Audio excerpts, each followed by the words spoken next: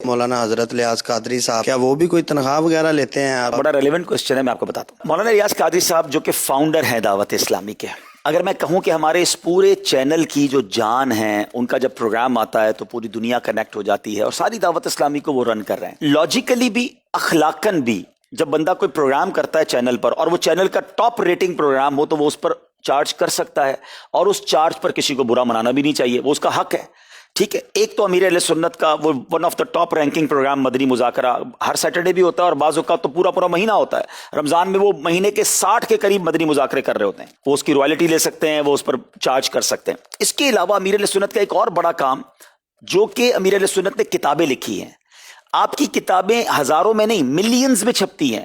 یعنی میں صرف آپ کو اس کی مثال ایک دوں کہ ہم ہر ویک، آپ نے اگر سنا ہو مدنی مذاکرے میں، امیر اہل سنت اناؤنس کرتے ہیں کہ اس ویک کون سی بک پڑھنی ہے، اور اگلے ویک بتاتے ہیں کہ اس ہفتے میں 20 لاکھ لوگوں نے پڑھ لی ہے، 18 لاکھ لوگوں نے پڑھ لی، ہمارے پاس کارکردگی آتی ہے۔ تو جس بندے کی کتابیں، جس مکتبے کی کتابیں ملینز میں چھپتی ہوں، اگر وہ ہر کتاب پر 1 روپیہ بھی چارج کر لے، جو کہ اس کا شرعاً بھی حق ہے، اخلاقاً بھی حق ہے، لوگ کتاب کی رائلٹی لیتے ہیں، تو وہ کروڑوں روپے چینل سے اور کتابوں سے کما سکتے ہیں۔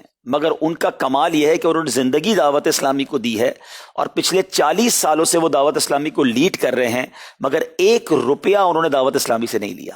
وہ اگر ہمارے چینل پر بھی آتے ہیں نا، تو اپنی چائے بھی خود لاتے ہیں، ان کا خادم آتا ہے، ان کے گھر سے چائے بنی ہوئی لاتا ہے اور ان کو پلاتا ہے۔ وہ کہتے ہیں میں چینل کی چائے بھی اس لیے نہیں پیتا کہ میں جو چینل پر یہ کام کروں کہ یہ اس کا بدلہ نہ ہو جائے، ان کی اپنے نام پہ کوئی پراپرٹی نہیں ہے۔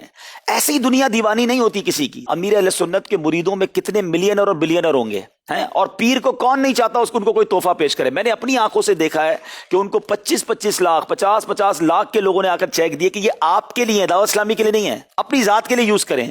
انہوں نے کہا میں نے اپنی ذات کے لیے کچھ نہیں رکھنا، دعوت اسلامی کو دینے تو دے دو۔ انہوں نے پیسے واپس کیے، اور آج یہ دنیا کے کروڑوں لوگوں کے دلوں کی دھڑکن اسی لیے ہیں کہ انہوں نے یہ درویشانہ زندگی گزاری۔ لیکن اگر موقع ملتا تو میں ان کا بستر اور ان کا بیڈ روم آپ کو دکھاؤں کہ کروڑوں لوگوں کا جو پیر ہے آج بھی چٹائی پہ سوتا ہے، کیونکہ امیر اہل سنت رسول پر عمل کرتے ہیں الحمدللہ۔ آپ کی جب ملاقات ہوگی تو آپ انشاءاللہ دیکھیں گے کہ ہم نے لاکھوں ہزاروں پیروں کو دیکھا کہ لوگ ان کے پاس جا کر نذرانہ دیتے ہیں۔